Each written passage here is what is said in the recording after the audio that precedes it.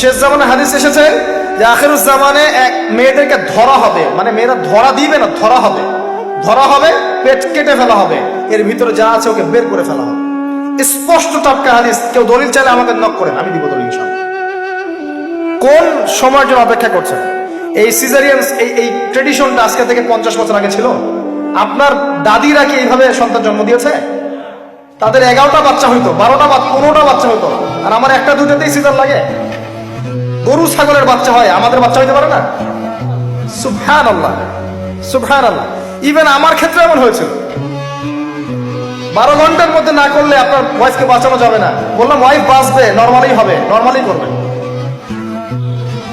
আমি যাই না মাঝে দাঁড়ানো, আলটিমেটাম সময় দিচ্ছে যে সময়ের আগে হবে না, সময় এটা পার হয়ে গেলে সিরিয়াস অবস্থা, মারা যেতে পারে, মরবে না, এভাবেই হবে, করার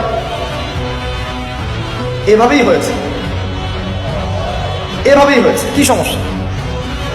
মানুষকে ভয় দেখানো হয় এখানে। আমি এই কথাটা এই জন্য বললাম যে যারা পুরুষ আছেন আপনারা এবং যারা সন্তানের বাবা হচ্ছেন, আপনারা আপনাদের স্ত্রীদের জীবনটাকে এভাবে ধ্বংসের মুখে ঠেলে দিয়েন না।